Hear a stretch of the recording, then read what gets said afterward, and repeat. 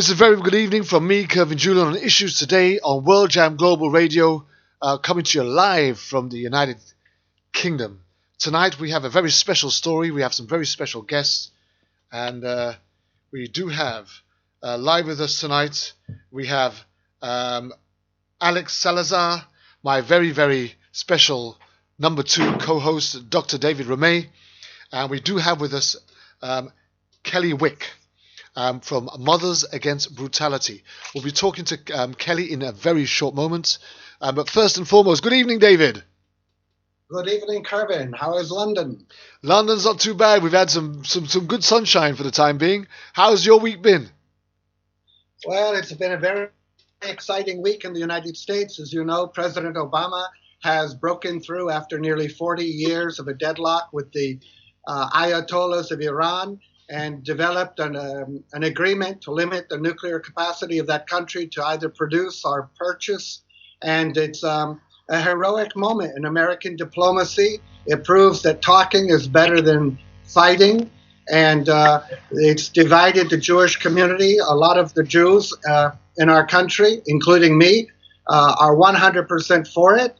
The AIPAC and conservative and elderly Jews who are committed to the Zionist idea of Likud are opposing it. And so for the first time in history, Netanyahu's government in Israel has successfully divided the American Jews, and it doesn't look good for Israel. But what it does look good for, and thanks to the United Kingdom and France and Russia and Germany and America and China and Iran, we have proven that if you work hard enough, and John Kerry proved this, you can develop a route that is very different than George Bush's Iraq. Now, what does that have to do with us? It shows us that if the police in the United States would work harder to speak to people, to work with people, to have healthcare workers talk to people and social workers visit people, and if we had good, healthy health insurance and jobs, that would be the equivalent of diplomacy with the least among us. But the police have continually used the George W. Bush approach, which is war, war, war, violence, violence, violence, death, death, death, and the claim to Christian self-righteousness, which would bore anyone with a conscience. So that's what's going on in America. And now you know why Dr. David Ramey is my number 1 guest each and every week on Issues Today, right here on World Jam Global Radio. Okay, and with us also tonight we have Alex Salazar, who was a former law enforcement officer from Los Angeles, and his claim to fame on this particular show was he was around at the time of the Rodney King incident, and he was one of the officers that resigned, and also has set up a whistleblowing organization to support police in various aspects in trying to root out corruption and police brutality. Good evening, Alex. Good evening. How are you, Kervin and David? We're well. And how has your week been, my friend? Well, it's been great. Trying to remain positive here through all these terrible killings that are going on in the Western Hemisphere. I'm with Dr. Ramey here. We need to do something about this to stop the demonization of individuals and countries because we're headed to more wars if we don't do that. Absolutely. Well, listen, it's great to have you on the show again, Alex. So it's been a little while, and you're always welcome on World Jam Global Radio on Issues Today in particular. And also with us tonight, we also have Kelly Wicks from Mothers Against Brutality, which I've been told by my producer, Linda, she has been desperate to try and get hold of you to get involved in something. And as God would have it, here you show up just in time to get on board with this particular show, which I believe is going to be an absolutely fantastic, informative and discussionary show, which is going to open up some avenues and open up some debates and is going to get some tongues wagging about who killed Susan Bland. Good evening, Kelly Wicks. Good evening. How are you? We're great. Tell us a little bit about yourself, as this is the first time on World Jam Global Radio for you. We really appreciate and we give thanks that you're able to give your time tonight on a topic that I believe is going to be an absolute eye-opener tonight. I hope so. We definitely need to bring as much awareness to all of this police brutality and murders as we can. I am originally from Kansas. I have made Dallas, Texas my home for the last 17 years. Got involved in this realm about 2 years ago, more so actively within the last year. I have been part of a couple of organizations, just took the role as National Director of Relationships for Mothers Against Police Brutality about 2 months ago. Although I do step in with some other organizations and help where I can. But Dallas is, it's becoming, I think, the epicenter of a lot of the racism issues. And we just don't, we need to bring more awareness to it. So, I think there's going to be a lot of states around the country, across the United States of America, that are going to be calling themselves the epicenter of racial brutality, and I think none more so than any other. From what I've been discovering over my recent months of dealing with these issues on Issues Today on World Jam Global Radio, it's become apparently clear that this is not just singled out to one particular state, but is actually widespread right across the country, and is something that we must try and do our best to stamp out. Most definitely. So tonight, my friends, let me say, Kervin, that I like to welcome our guest, and Alex too. Of course, Alex is a good friend.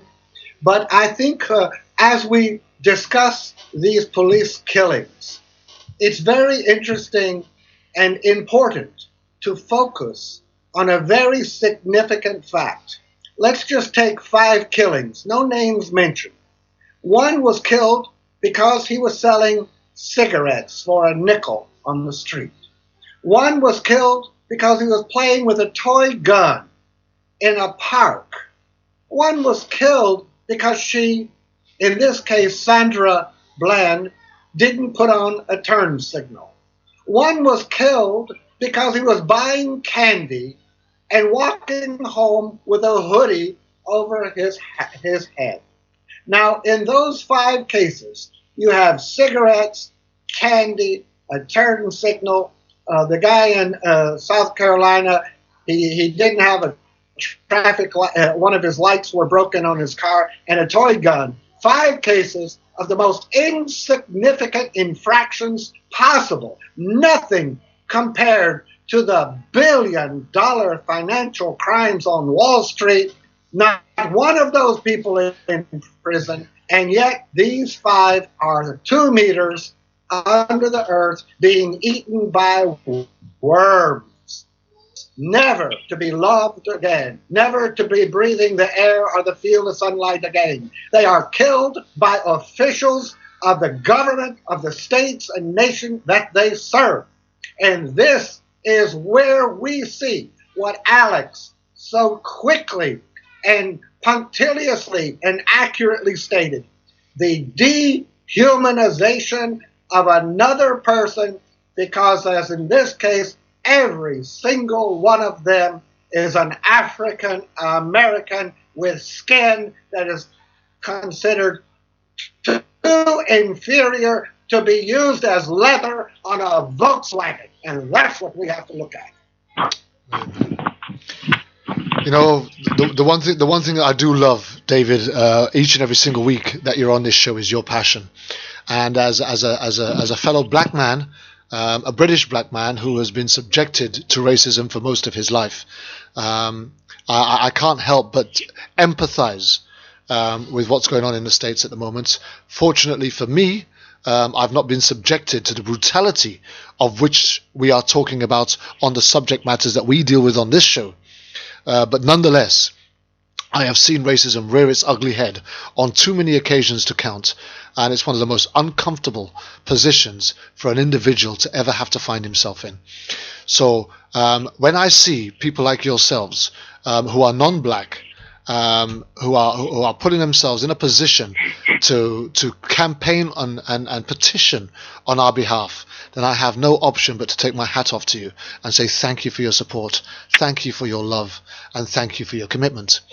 So With that in mind, we've already been warned by Alex that he's going to have to be leaving here fairly early on this show because he's got a pre-engagement that he can't get away from. So he'll be leaving around about 7:30ish, about half an hour before the show goes. So I really want to get into this so that we can really start knuckling down and opening this up so that our listeners and our audience can get an understanding of why we're discussing tonight who killed Susan Bland. Now, Kelly, please can you just step in here and lay this down as a template, as a print for us to have an understanding as to what we're talking about. What are we looking at here? Give us the surroundings of this scenario so that we can start pulling this thing apart. Well, just from what I have read and have heard, she was coming from Chicago to Texas to her alma mater where she graduated from. She accepted a position there for a job. She was excited about it. She was looking forward to moving. She shows up, gets pulled over for a broken tail light.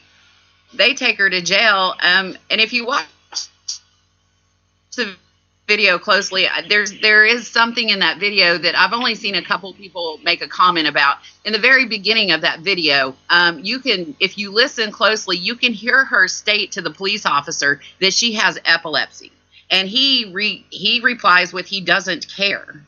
And at that point, he turns and looks at the person recording and tells the person recording that they need to leave.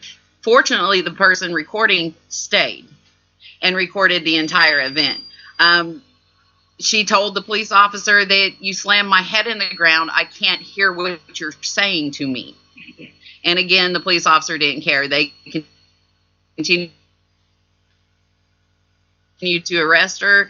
And next thing we know, when her bail's been made, she ends up dead in a jail cell. They state that she was she hung herself with a garbage bag. My question is, what was a garbage bag even doing in the cell? This is a jail cell. They typically don't have garbage bags in there. So how did she get a hold of a garbage bag?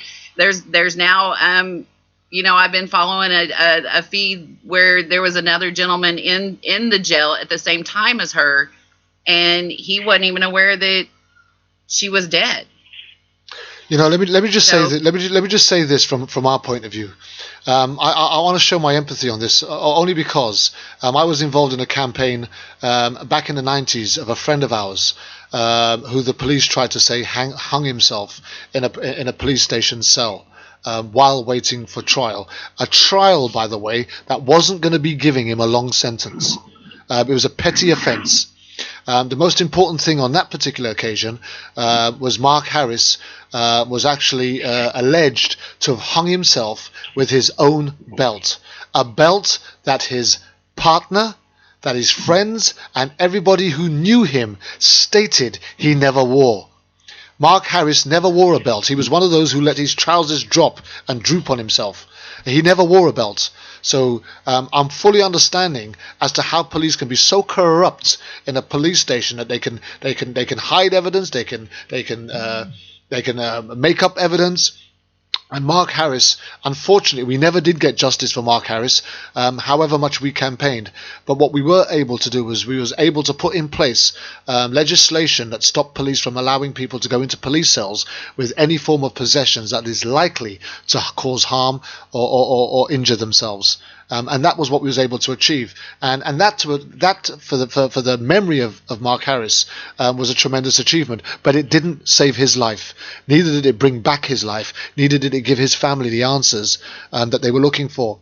And I cannot understand for the life of me how in this modern society, in this day and age, when depression is high, when these are all things that people are aware of, and certain stuff is put into place where people are arrested and possessions are confiscated from them. They are not allowed to go in with their shoelaces or their belts for various reasons like that. How something can be suggested that this woman had a particular item that they can then use as an excuse or a reason or a resourcefulness of what she was able to use to kill herself in a police cell. Let me just bring in Alex here for a minute.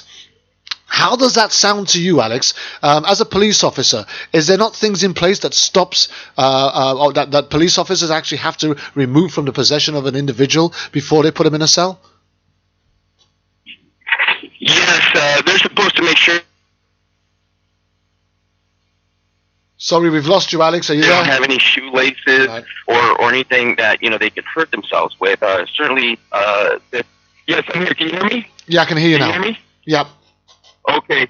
Yeah, they're not supposed to have shoelaces or things like that they might have access to, which of course could lead to a suicide. Here in this case, however, there's numerous red flags. Obviously the most glaring one here that everyone's focusing on is that she's a former member of the Black Lives Matter action that's going on. And of course, with this filming of the situation, there being a corrupt police chief involved, there's all kinds of strange things that are happening, and people are very, very angry, and anything could set this off like a tinderbox at any time. Wow. Okay. So please, pray continue with the story for us and take it from there. I do have something that I want to throw in a short while, but I just want to build this up just a little bit more. Kervin, let me jump in and ask Alex a question before we go back. Alex, do you hear me? Yes, Alex? I hear you perfectly, my friend. Yes, I hear you perfectly, David. As a former police officer, what do you think of the fact that Glenn Smith, the sheriff in charge of this prison or jail that Sandra Bland was found dead in, what do you think of the fact that in 2007 he was fired from the Hempstead chief of police position for racism? He was then elected in what is a notoriously racist county, Waller County, Texas, as the sheriff. And he ran against an African American named Jaron Barnett and defeated him because he was well known in the white community as a racist. Now, having been fired and labeled a racist and then elected because he's a racist, what do you think of his credibility as the sheriff now investigating the very death that happened in his jail? Wow, that's a question and a half. Are you there, Alex? I am. Well, it's the epitome, I believe, of hypocrisy, my good friend. This is the white supremacy establishment at work, designed to do exactly what it has been set up to do for the ages. And people aren't going to put up with this anymore. It's quite simple. We're at a verge now where we just witnessed it out here in Los Angeles. These young men, one of them being executed straight on the spot as he had his hands up and was bringing them down. He was intoxicated, but these guys really went overboard and basically just killed this young man without no justification whatsoever. And so it's pretty scary here that we're at this stage here where we continue to see this, and now it's becoming very glaringly, as is in the case here with this sheriff from Texas. Okay. So, Kelly, continue to Yes. build on this for us, because I've got a question that I want to ask. If I may add to the conversation on the corrupted sheriff, we're not just looking at a corrupted sheriff. We're the prosecutor in charge of investigating this. He also has a tainted background of sending threatening messages to black pastors. He's also has been investigated for being discriminative and racist. So, I mean, the whole group that's in charge of investigating this, it's like, for lack of better words, it's like they're the KKK out there. So, I mean, I don't even know more and more comes out about this every day. And it's going to be a battle out there. But well, look, let me say, Kervin, also, and Alex and Sherry, that we need a little background about where Sandra was going to work, which is Texas Prairie View, Texas A&M College. Now, Texas A&M is older than the University of Texas. It is extraordinarily rich because it gets 1/3 of all the oil profits from Texas that's paid into the state revenue fund. It has 60,000 students. Most all of them are white. I would say 96%. And they come from some of the richest For example, George Patton, General Patton's, when I was there as a professor, his great grandson was in my class. His name was George Patton IV. I mean, these are some of the most powerful, richest, wealthy people in the world. And the George H.W. Bush Presidential Library is located there. So you have some of the most powerful and influential leaders in the world at Texas A&M. But Texas A&M is 96% white, and most of the others are Hispanic. All the blacks who are entitled in Texas to go to Texas A&M, the African Americans, are funneled off about 70 miles away to a campus called Prairie View. Now, Prairie View has 6,000 blacks, and 85% of the school is black. The others are mainly Hispanic, are extremely poor whites, or whites married to black people, things like that. So 85% of the school where Sandra Bland wanted to work is African American. They're not integrated into the real so-called Texas A&M. Were they, Texas A&M would be about 10% African American, which would represent the state of Texas. But they keep them segregated on another campus. And of course, the education, the influence, the opportunities, the facilities, nothing is equal to the great Texas A&M. And so, and I say that sarcastically. So that is the idea you're looking at here. You're in a community that has 85% of the university of 6,000 students are black, and the police, as Alex said, is doing the work of the white master and making sure they get their education, a less education, but get one, and toe the line and never step out, kind of like the slaves on the plantation. Pick your cotton, sing your gospels, and don't go to church and don't try to. And that's what we're looking at. And I think the Sandra Bland death, if it has any meaning beyond the fact that we can show light once again on the police brutality in this country and the dehumanization of African Americans who have contributed so much to this nation, it will be that Texas A&M is a racist school pretending not to be by counting the statistics of a satellite campus into the main campus. And it's like putting all the members of the blacks of Augusta National Country Club in Georgia into the lawnmower shed and all the whites into the clubhouse. And don't ever forget it. Don't doubt it. And we better do something about it. Okay, let me just say this. And don't forget, I don't want to devalue, deminimize, or take away from anything that we're doing here tonight. But I'm just trying to make a point here, guys. Right? Let's just take the racial aspect out of this for a moment, and bear with me as I do this, please. Right? But we're talking about a woman that was arrested, a woman who was in custody in a police cell, and I've got it here in front of me. And Kelly, please correct me if I'm wrong. In a call to her sister from the jail, Sandra Bland says that she believes her shoulder or her arm may be broken and she was in tremendous pain. Right?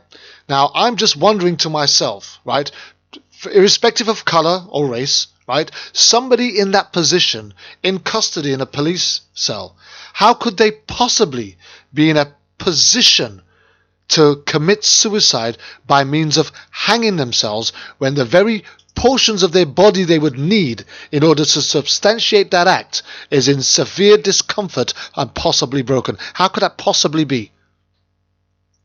Exactly. My thoughts exactly. I read the same thing, the same question came up in my mind. I mean, there's so many gaps in this story, or so many questions that need to be answered.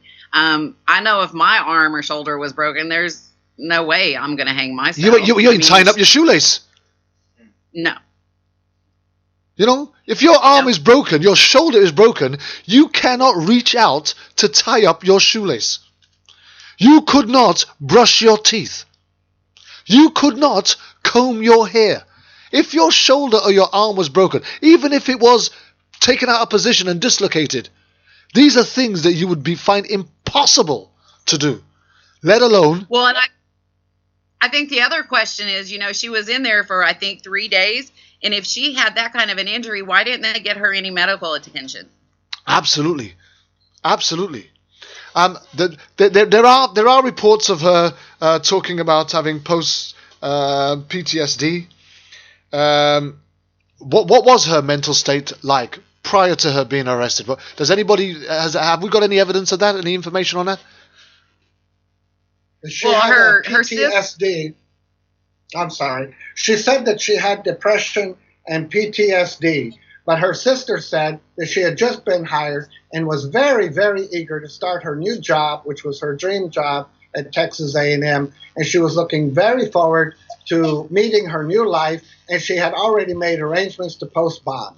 So let's just get it right. We're talking about an individual who's been stopped by police because they didn't put their indicator on in time, indicating. And her head was slammed into the ground. Irrespective of that, the crime that she had potentially committed, right, and the reason why she was being stopped and arrested and detained was because she didn't correctly indicate left or right in the direction at which she was going, which is not by any means a crime of which anybody had to worry about as to what type of consequences they may face thereafter. Right? So you're not going to sit down in a police cell, right, having been arrested because you didn't put your indicators on time, thinking to yourself, oh my gosh, they're going to be throwing a book at me this time, and I'm probably going to be spending the rest of my life in jail. And in fact, I may even be looking at the death sentence because I didn't put my indicator on in time. What I'm trying to say, my friends, right, is it's a very minimal offense, at the very least, to which most people would just get a caution. They might just get a ticket, or they might just be warned about their future conduct while driving and be beckoned to carry on their journey, right? But irrespective, if for some reason you found yourself in custody, what I'm trying to do here is paint a picture of depression, which is something that I've worked very much with, right? You're not going to be sat down in a police station, right, thinking to yourself, this is it, this is the end, I'm finished here, I'm going to jail, I'm gonna spend the rest of my life in jail, or I'm going to death row, I'm going to be executed because I didn't put my indicator on in time. This is not something that you're going to be fearful of. This is not something that you're going to be ultimately concerned about. And if anything, you're going to be sitting down here just looking at your time, wondering how much longer it's going to be before they open that door and let you home. So I cannot understand for the life of me how anybody would want to use the PTSD as an issue for her being depressed and wanting to kill herself while she was in custody for what is a very minimal offense. And at the very least, I still can't understand why she was spending 3 days in jail when it was an indicator offense. Is there any other suggestions to any other crimes that they are suggesting that she committed whilst they were talking to her after stopping her? Well, that's kind of my contempt of cop. I just want to say what she committed here is the crime of contempt of cop. She exercised her rights as a black woman, as a black activist, to be able to not be treated as a subservient human being. These guys didn't like that she spoke to them as a powerful black woman, that she felt that she was empowered to be, not to be treated like Rosa Parks was. You got to go to the back of the bus. This was the modern time here for her, for standing up, for saying, you know what, I don't have to be demeaned, be degraded. I'm not going to let you treat me as a certain type of human being. And so this is the outcome here. This is the crime for what Sandra Bland is dead for. Okay. So there's also a claim, I'm getting this from my producer live as we're speaking, there's also a claim that she kicked them during the arrest, although there's no evidence of that. Would that have justified her being kept into custody for as long as she was? And that's to you, Alex. Absolutely not. This was, if anything, most would be a misdemeanor, which they would cite her, they would release her, it'd be a small bond. There was an obvious reason to try to keep this hush-hush, to try to cover up and conceal. And, of course, this department is mired with all the lying that accompanies racism and white supremacy in this country and elsewhere throughout the world. And so, I mean, there's nothing here that should have come bigger than what it actually was. It was just a traffic stop where, she butted heads with these white guys, and now she's dead. Wow. So, did they charge her with actually kicking the officer? I don't think that was even any of the issue there to begin with. They knew, pardon my French, that they fucked up. Okay, they fucked up big time, and now the world is watching this case very heavily. I would equate this to being a Walter Scott situation. Where they're going into massive cover-up mode. Of course, they don't know that a video exists, but here we know that it's the same old thing, and people are going to take this as being, oh yeah, it was a mistake, or she killed herself. I mean, this has been the standard story since the beginning, and with everything that's going on right now with the cover-up, the way that they're handling this matter, the FBI's involved. It's a classic Walter Scott where they shot that man in the back and then planted a taser on them there in South Carolina. And when we look at South Carolina is the embodiment, those areas out there of what's wrong here with this country, with the whole KKK. They just took down this crazy Confederate flag. And there is a faction out there of people that, quote unquote, they could not stand niggers. And they use that word with such hateful invective that it's a part of their soul, it's a part of their heart, it's a part of their thinking that they are not going to let the Confederacy die. And you're seeing this element coming out now all over the place. Wow. So, Kervin, if I may, I'm looking at her jail records. I'm looking at Sandra's actual charge. What they did charge her with was assault on public servant. However, in reading some of the articles and things that have been put out there, I know NBC Chicago last night put out her entire criminal history, which, it's all petty misdemeanors. It's all, small traffic fines. And there has also been stated that she had a warrant out for her arrest. However, when you look at Waller County's jail record and her charges, she was charged with assault on a public servant, and they show her record no warrants. They show her warrantless. Right. So, and they also show her as released. They showed her record as released. But also, an assault is not a battery. An assault is, I could call you a pig, and that's an assault on a public official, calling you a pig. I have to hit you to have a battery, and that's an assault and battery. So they charge her with assault, not with battery. So if she had kicked them, it would have been a battery. Just a matter of law. And the video does not show her kicking or even, it doesn't even show her resisting. Wow. I'm just getting this report through from my producer once again. Hempstead, Texas, a trooper was pulled over and later arrested a woman found dead in her jail cell was put on desk duty Friday for violating procedures. The Texas Department of Public Safety said the officer violated procedures. Now, my producer also sent me this information the other night, and she said, but basically, when she tweeted on one of her tweets on this particular case, she got a response from a former cop who responded and said that he is very pro-police, but that this incident with Sandra smelled to high heaven and he did not believe the cop's story on her death. And that's coming from a former cop himself. Have you had much response from other officers who have encouraged you in any way, saying to you that, we're not with this, something ain't quite right here? Sorry, that's with you, Kelly. I haven't. There was reports yesterday also come out that the entire department is now being investigated because they went so long without. Apparently, their rules is to check prisoners every hour, and hours had gone by before they had checked any prisoners. Okay. So the whole department and the whole jail is being investigated now. So what are Sandra's family saying about these things? They're pushing for further investigation. I know they have hired attorneys. There's really not been a lot of the family come out just yet. I know through the sorority that Sandra was in, the sorority put out a statement for the family Thursday, I believe, stating that they asked no protesters protest, don't blog about it, don't tweet about this, because it's an ongoing investigation. Okay. So, Alex, as a police officer, as a former Los Angeles police officer, your view, obviously, on this is very highly appreciated. So here we have a young girl, or a woman, who's been held in custody. From all what I'm hearing at the moment, the charge was assault and not assault with battery, which doesn't support the claim that she hit or kicked any particular officer.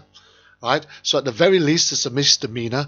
At the very least, her original crime was not to indicate at the correct time whilst approaching a turning, which would normally be a pullover and a reminder that, and at the very worst, you might get negligent driving or driving without due care and attention or something like that. I can't imagine it being any worse. So what are the police saying drove this woman who was in their custody for that time, under these circumstances, facing these type of charges?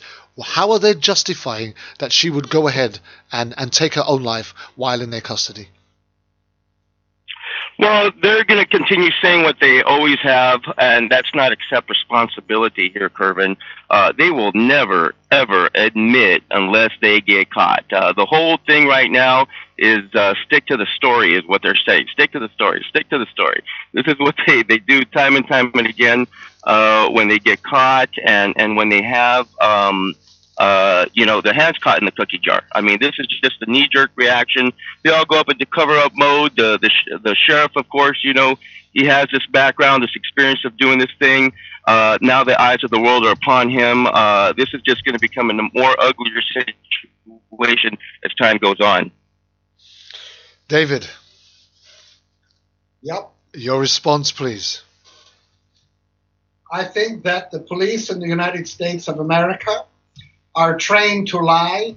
They are rewarded for lying. They convict innocent people in courtrooms while lying under oath. The police lie, and the law protects them in their lies. And yet, if you so much as deceive or mislead a policeman, you are charged with obstructing justice, which can be a felony very easily. If you lie under oath, you're charged with perjury, which can be a felony depending on the material consequences and result. So as long as you have police in this country who are trained more in lying to convict people and to protect themselves, their leadership and elected officials, instead of police who are willing to work socially, humanely, without racism, and with love and care, and guarding the people instead of securing the people as upon a plantation, we will have this type of corruption, this type of dishonesty, this type of injustice, and most importantly of all, this type of unlawful taking of another human life without cause. Kelly, where are you taking this campaign? What is your objective? How far are you going with this? I'll go as far as I need to go. I'm in Dallas. This is about 3 hours away from me.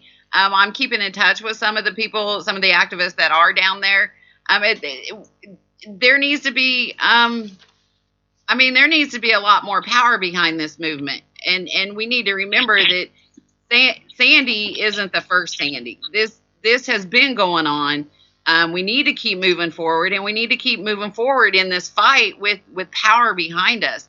And it's going to take more than 100 and 150 people standing outside marching for these people. It's it's going to be interesting to see how they play this out, because there's so many questions in this. It was a traffic signal violation. She should have never had to get out of the car. So police say that they stopped her outside the Prairie View campus on July the 10th for failing to signal while changing lanes. And according to police, she became combative during the stop, was arrested, and was charged with assault on a public servant. Go on. When she was outside of the car, there was never, in the video, there's no signs of combativeness. She was complying. She was mouthing off to him, but I mean, wouldn't we all? If you just got your head slammed in the ground, I mean, there was in the video that's posted, there's no sign of physical combativeness, none. It says a cell phone video of the arrest has surfaced online, and though Bland is already on the ground when it starts, you just slammed my head into the ground, she can be heard shouting, and do you not even care about that? I can't even hear. But if you listen to the very, very beginning of that video and you listen closely, you can hear what it sounds like her saying, I have epilepsy. You hear the trooper then say, I don't give a damn. The guy from the barber shop across the road says that she was telling him to get his so-and-so hands off her and jerking away from him. She then saw Bland end up on the ground, but said she couldn't tell if he slammed her head down there or it was a maneuver she did trying to stop him from putting her in the car that caused her to be put on the ground. But she was very, very upset. Go on. This is a Black Lives Matter activist. This is a anti-police brutality activist. I would believe that she knows the right way to resist or not resist an arrest. Well, this is very similar to another suicide in that particular jail in 2012. Yes. James Harper Howell reported at the time, Bland was arrested for assaulting a police officer. On the day he was found hanging, the paper reported he had been sitting in the day room by himself watching television. Jailers had routinely checked on him. He spoke with jailers and gave no indication he would engage in suicidal behavior. In Howell's mugshot, he can be seen with what appears to be bruises to his face, and that death, which was ruled as suicide, was also investigated by the Texas Rangers. We seem to have a repeat of a very similar incident that happened in the very same jail only 3 years prior to this. Do we have an outcome on what happened to the previous one? Was there consequences for anybody? How was this allowed to happen again at the same jail? Alex, maybe you might be able to jump in here. Well, there's so much that's being said here. I do want to defer back to Dr. Romay on his brilliant analysis of the lying-ass culture that goes on within law enforcement. The cover-ups that continue. Nothing is what it appears to be, yet we're supposed to accept it and have it shoved down our throats as to the so-called official version. We're dealing with the code of silence. We're dealing with the omerta, and we're dealing with this thing called white supremacy, and that's what this is all about. It's not about anything else more and anything else less with what's going on here in the world. And so what we need to do is we need to acknowledge this. We need to say it's happening, and we need to start doing things about these problems, because if we don't, we're going to see a nation that ends up having massive civil disturbance. And this is what the government is afraid of right now. They're just doing these initial Jade Helm exercises in the South now.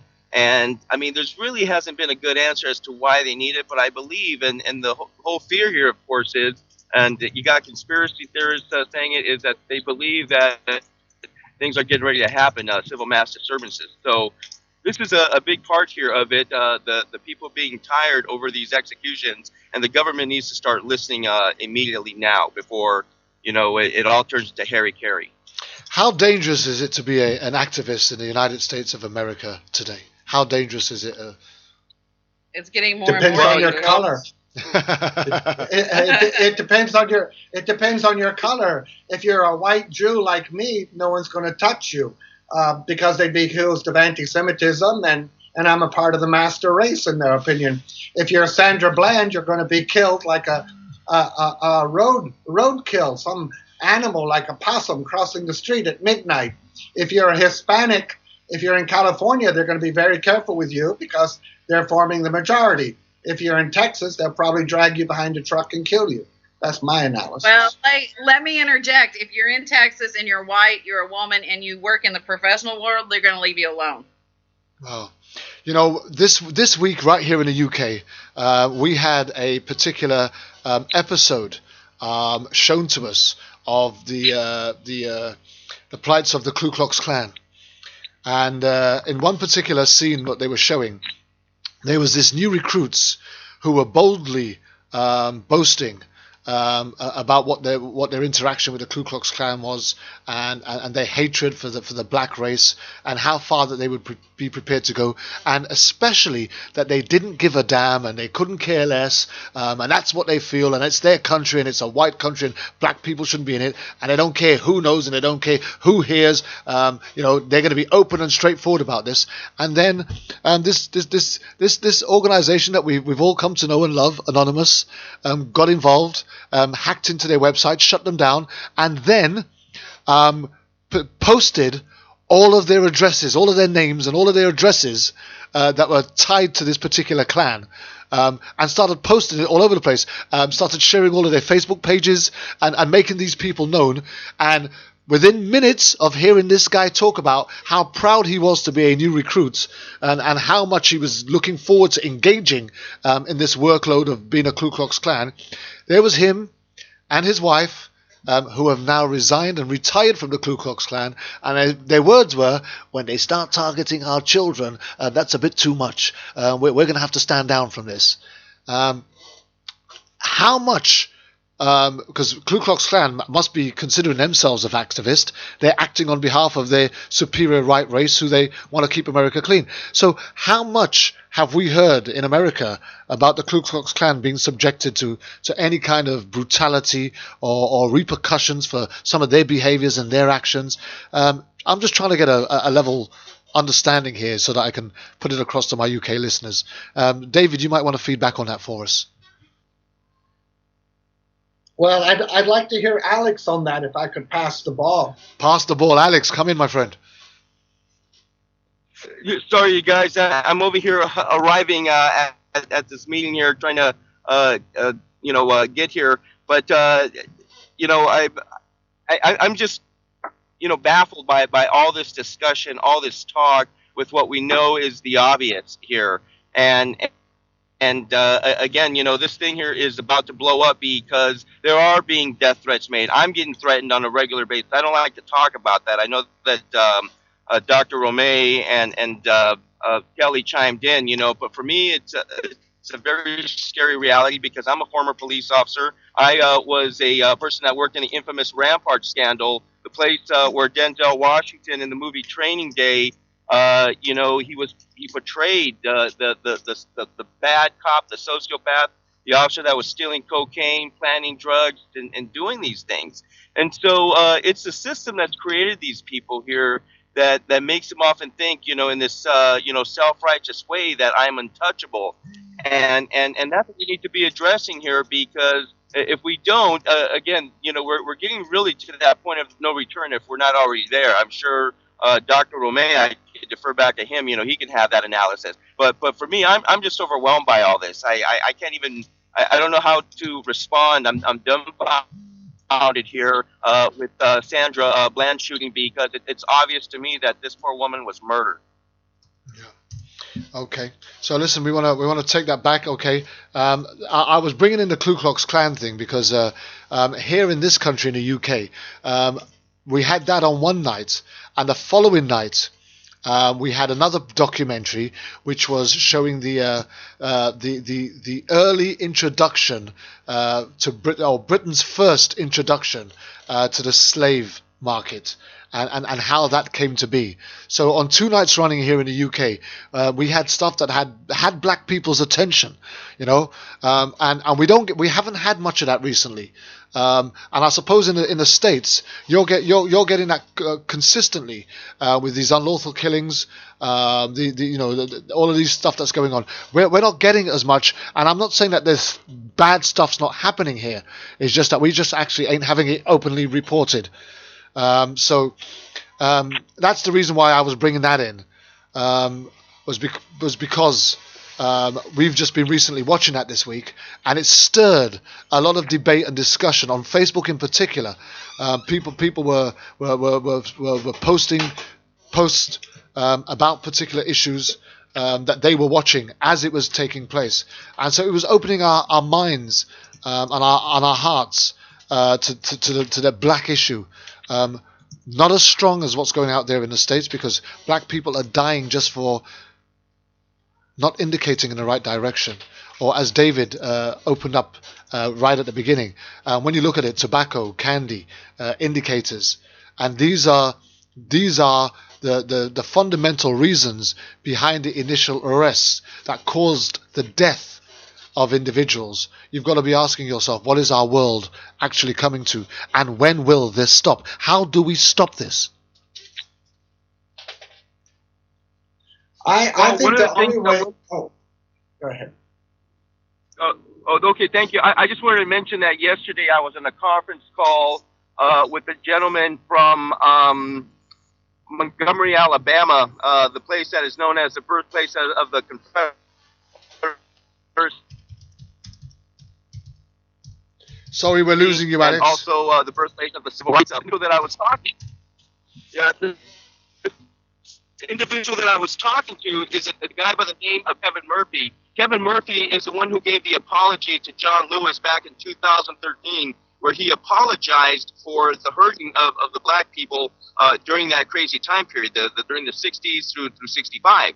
And he discussed how this is a process of us trying to acknowledge the history, to know that it existed, because there's so many ignorant people out there that they're waving the Confederate flag, but they don't know why they're waving the Confederate flag. They're just thinking, okay, this is my heritage, the Dukes of Hazzard, the General Lee, and they have no clue, how many people died, how brother against brother was against one another at one time in our nation's history during this thing called the Civil War, where you had the North and the South, and there was this hatred, the same fight that we're still talking about here as we speak, the hatred for black people. And so we need to be able to explain this very succinctly, and I applaud Dr. Romay every single time.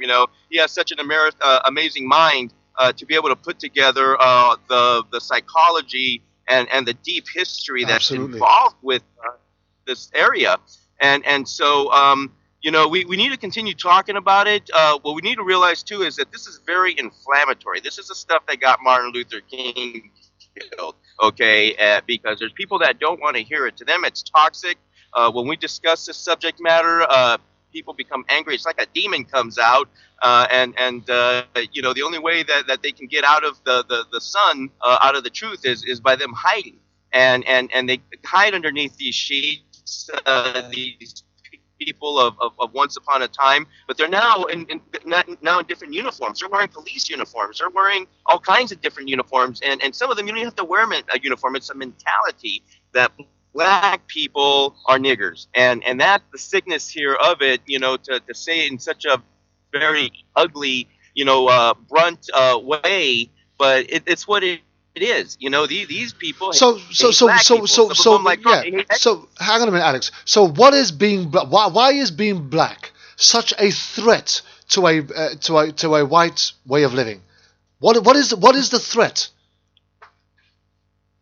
Well, there is no threat. It's brainwashing, and it's this way of thinking that's been around since the beginning, and so it's pure ignorance, as we know. We need to talk about this. But we have schools, we have relationships, we have mixed. We've moved on centuries. Why are we still living in a time? We haven't moved on. Okay. We've learned. Exactly. We haven't moved on. Yeah, we've found ways to cover it more. Okay, now that's what I want to hear. That's what I want to hear. Yeah, we have found ways to pacify the masses so that it doesn't appear that this continues. But all you have to do, and I tell people this all the time, all you have to do is watch even just the mass media. Look at the shows that are on primetime TV. We are still degrading the blacks, but we're glorifying it so that there's a misconception that we're actually building them up. Look at the show that everyone's so enthralled with. Look at Scandal. What does that really say about a strong black woman?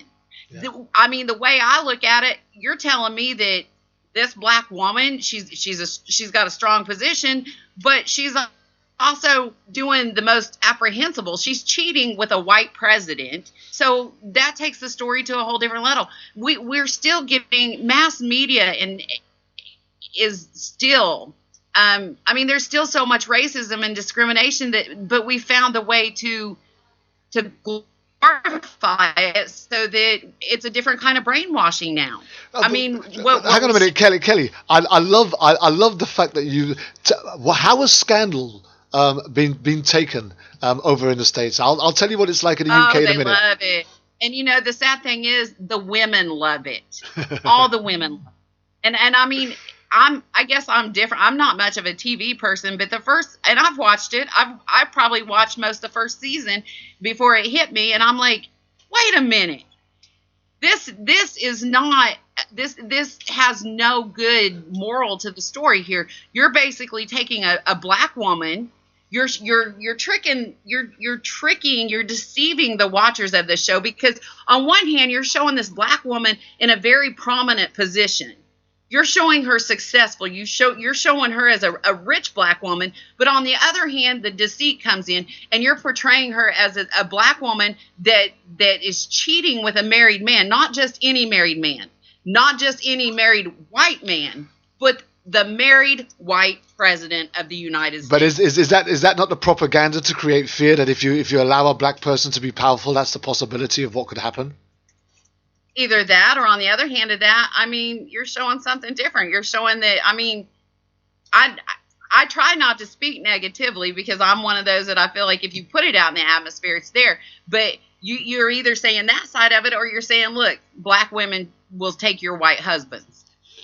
We do just want to emphasize that this is happening to all colors across the world, by the way.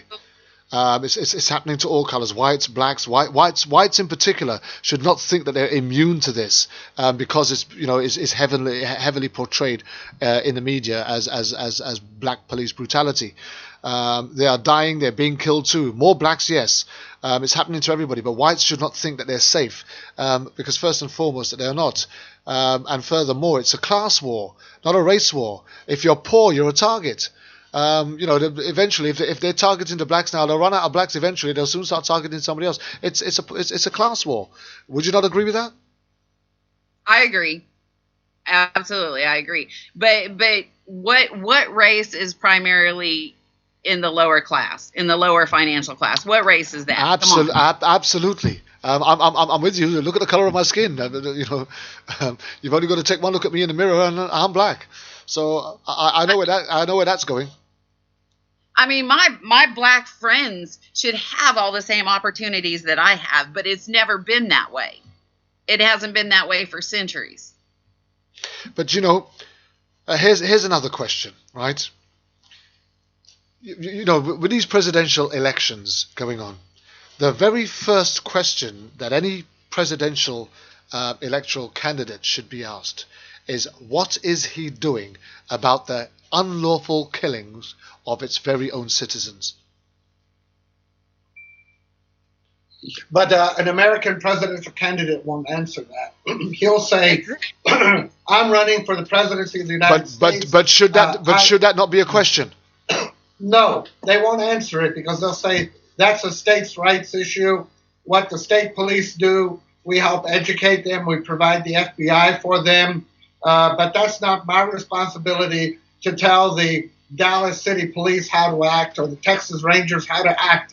And any presidential candidate who stepped into that foray would be immediately slaughtered by the Republicans as somebody who wants to take over America and make a dictatorship. That's how it works. You can give them money, but you can't give them direction. The American police forces at the state and local level are very much like Israel. They take billions and billions from the federal government, but they won't lift a finger to cooperate. Am I right or wrong, Alex? Alex, you're absolutely right. Of course, Doctor, you're always right. I love listening to you. I have yet to see anything that I disagree with you here.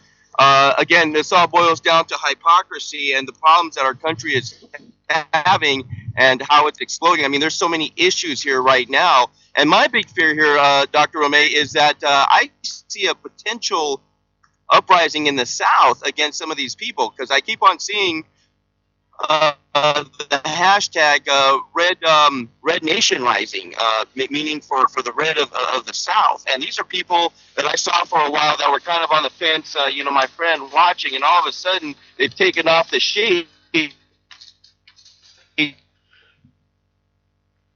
You're breaking up there again, Alex. And now they're saying, to hell with Obama, and nothing that he does is right, and that the flag, pulling down the flag was just the worst thing ever.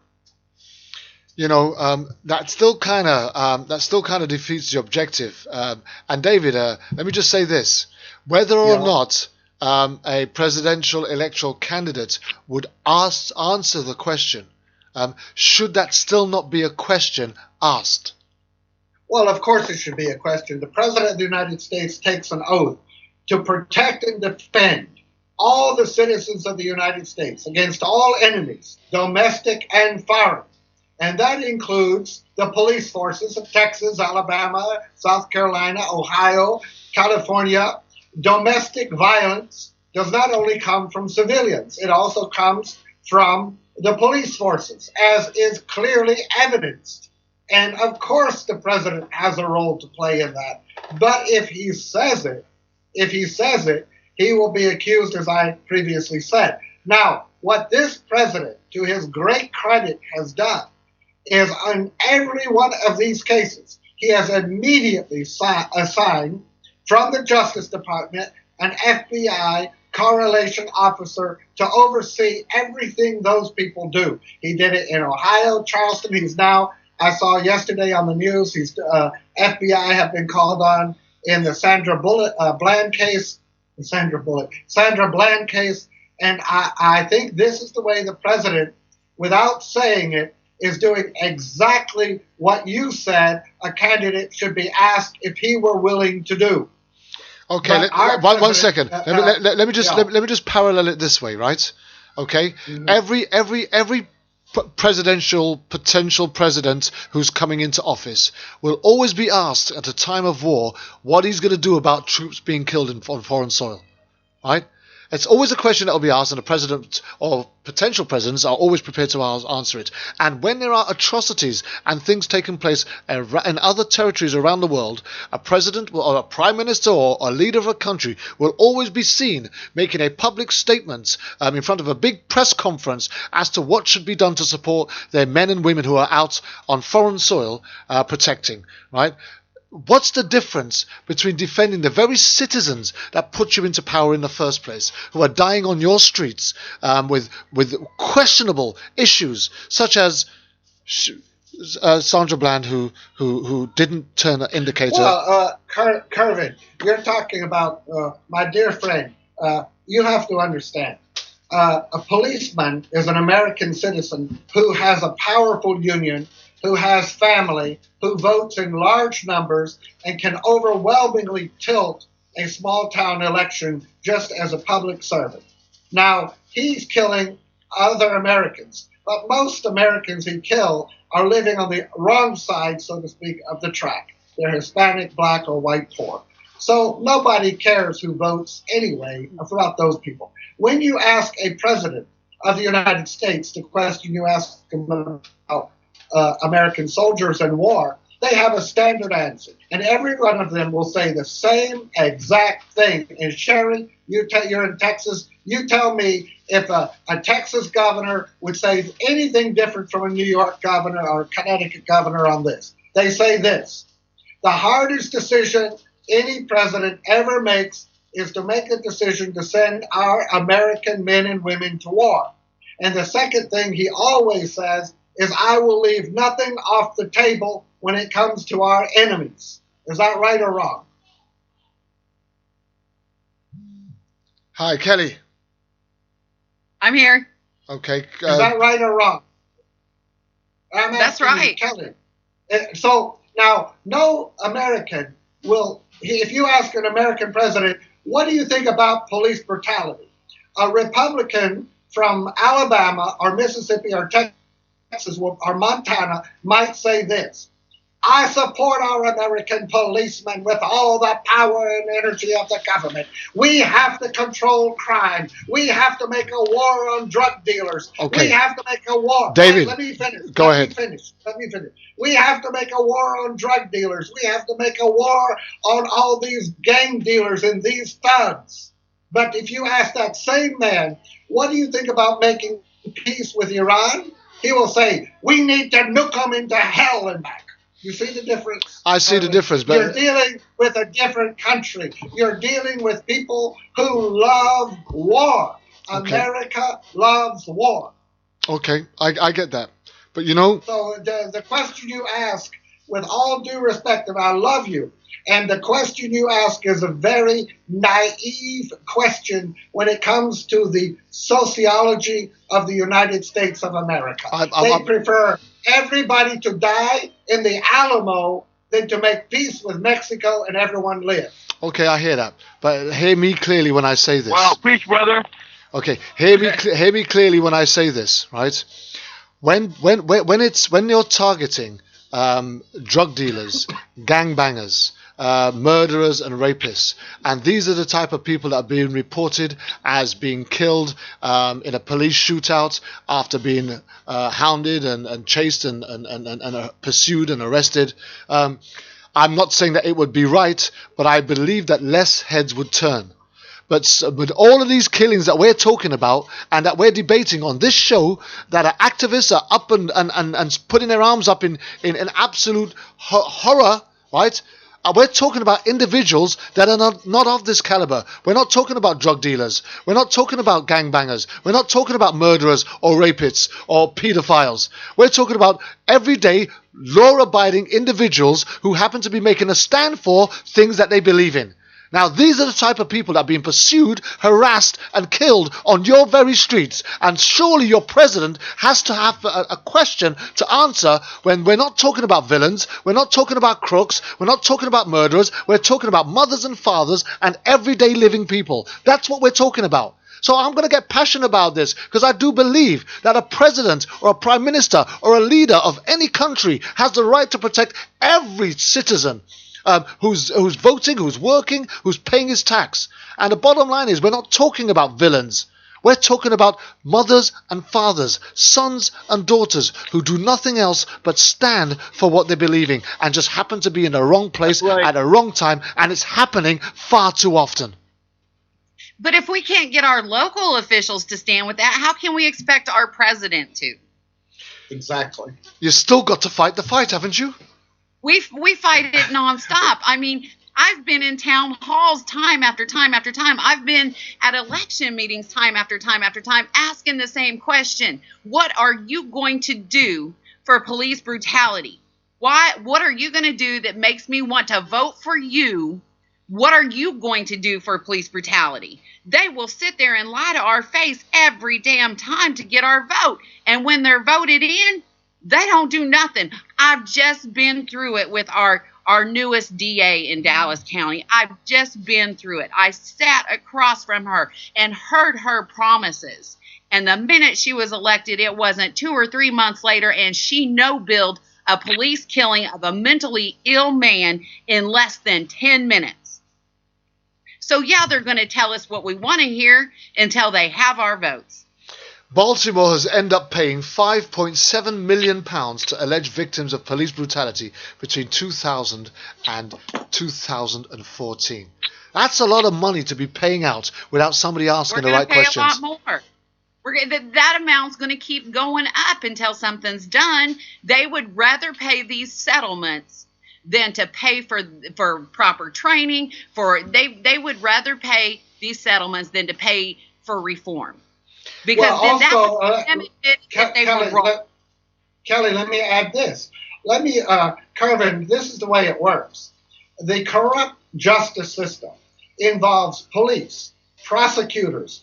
Dallas County has a prosecutor right now who will not go against the sitting attorney general of Texas for fraud on the commercial market, financial stock markets. So corruption is in the judge's seat, the bail bondsmen, the security at the police station and jails and prisons, the sheriff's office. It's everywhere. So when you talk about these settlements, let me finish. This Eric Gardner in New York who was strangled to death, he just got a $4.9 million settlement. That's $5 million. Well, do you know where 2.4 million of that 5 million is going?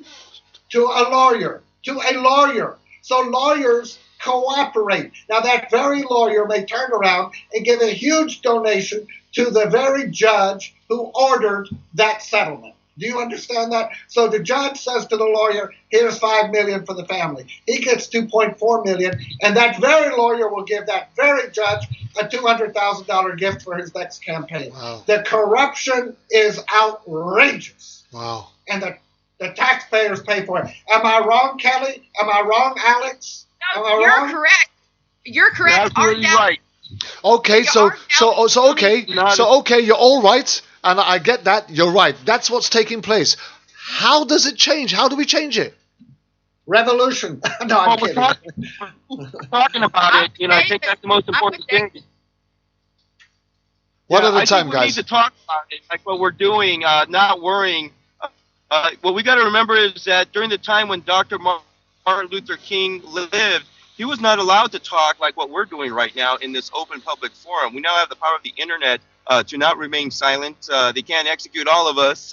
There is just an increasing awakeness now that never existed. And so we have that capability now to discuss these things, to go over the dream that Dr. King had. And of course, going up to his death where he was finally executed, where he was looked down upon by the government, his own people turned on him, the whole world turned on him.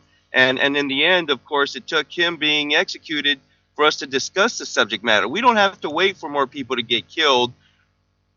We can talk about it now. We can be free about it and to lift up people's spirits and to have hope that things can change. And that's what I do. I maintain hope, even though I witness by investigating some of the most craziest cases that are out there that I wonder myself, as I saw the autopsy photos of 13-year-old Andy Lopez, a little boy, who was just mowed down because of this crazy mentality that some people just shouldn't exist. And so, we need to keep on discussing this subject matter and without attacks, without getting mad, without getting angry, because we're dealing with some really volatile subject matter. People start, as they say, hating on one another rather than discussing. Yes, these things do happen. The things that Dr. Romaine talked about, these mindsets of these people over at Texas A&M, thinking that they're absolutely right, and this hypocrisy that goes along not just with that area but all over the country. And now we have to deal with it. The specter of the Civil War that never ended. I truly do believe, and this issue with racism and police brutality. The only thing that can come out of not challenging this from the very highest level is a potential for those who would want to do something not to bother. I don't know. I may be naive, David, Kelly, and Alex. I don't live in America. I don't understand the politics. I don't understand the corruption. I don't understand the cognitive methods of how things work out there. But what I do understand is that innocent people are dying, are being killed on the streets, and for no good reason whatsoever, apart from the fact that their color of skin happens to be different to someone else's.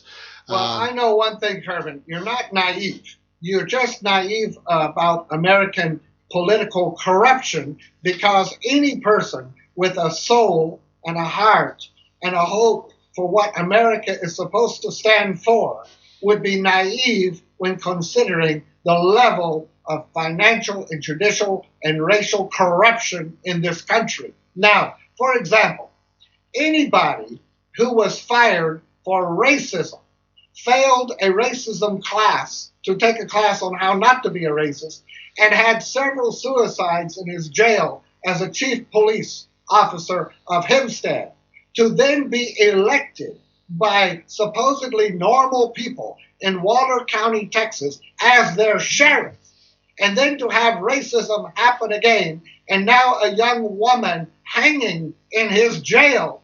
There is a pattern of conduct there that if this was a date rape or a gang rape, or if this was marijuana usage, the pattern of behavior would be sufficient to convict the person on the spot in the American court system. But this man goes around, acts like he's innocent, and he's actually going to conduct the investigation himself. It's the level of corruption that is so deplorable, so awesome, so magnificent in its virtuosity of evil that it makes the mind want to explode into a million meteoritic fragments. Wow, if it's so blatantly obvious, how is it happening? How is it being allowed to happen? The electoral process. The people vote, and the vote is respected. Okay, well, some are now talking about police brutality. We're talking about presidential election candidates now. Bernie Sanders, right, yesterday, right, Bernie spoke about the issues of mass incarceration and police brutality in Des Moines, Iowa. He highlighted the grotesque statistic that America incarcerates more citizens than China, as well as the call for the demilitarization of local police forces and for law-breaking cops to be held accountable. He was also explicitly declaring that lethal force should only be used in extreme cases. From Ferguson to Baltimore and across this nation too, many African Americans and other minorities find themselves subjected to a system that threats citizens who have not committed crimes as if they were criminals, and that is unacceptable. What do you say to that? I think he's repeating what President Obama said. President Obama has already called for the demilitarization of the military. He has called for an emptying of the prisons. He's pardoned hundreds now, and he's going into the thousands. He went to a prison in Oklahoma yesterday. He's called for an end to police brutality. He's gone to several funerals. I think Bernie Sanders is reflecting in large measure what the president has reflected in the last few years. And my question is to Bernie, who's been in the Senate for 20 years, Bernie, where have you been my whole life? How do you have this new view all of a sudden? Wow, okay. Well, I can only report the facts as I get it. What I will say is this. As an individual that has been raised in racism and has seen the brutality exercised upon my fellow black beings, I'm absolutely outraged that this can continue to go on in such a corrupt way, an unchallenged way, an unaccountable way, and we're just still left with our hands tied behind our backs, waiting for the next. We're waiting for the next death. Let me ask Kelly a question. Kelly, you live in Dallas, Texas? Yes, sir.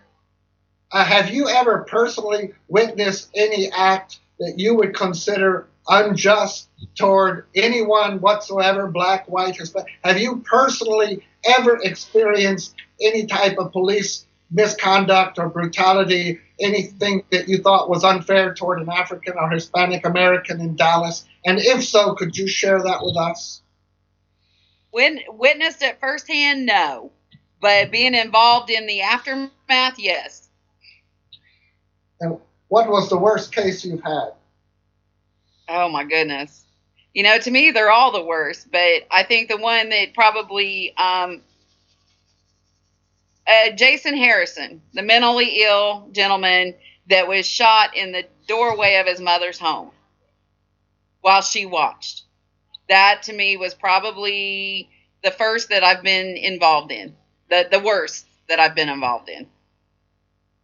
And how do your friends and neighbors handle you being a participant? First, are you white? Are you African? I'm white. What? I'm white. So how do your Texans, do they consider you a in lover, a sugar baby, or what they call blue belly? You know what, David? It depends on which ones you ask. I mean, it depends on. I mean, let's start with my family. Let's start with my family who still resides in racist Kansas. I have an older brother that hasn't spoke to me in 3 years. We've been in family pictures together since then, but he hasn't literally spoke to me in 3 years. He still drives around waving his Confederate flag because he doesn't understand the history of it. He just thinks it's his award for being a redneck. I have another older brother that he speaks to me about it. We talk about it, but he doesn't get involved. Now, my friends here in Texas, they'll talk to me about it, but will they get involved? No. Many of my black friends will, I'd say it's about 80% will just sit back and say, I've been fighting this fight for years. So, you're not telling me anything new. Excuse me. I don't,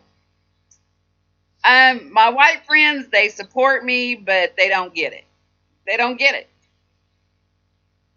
We had Jody Amar on here, Jody David Amar on here just a couple of weeks ago, and we were talking about what it was to be a black activist in the United States of America in 2015, and how difficult a thing it is.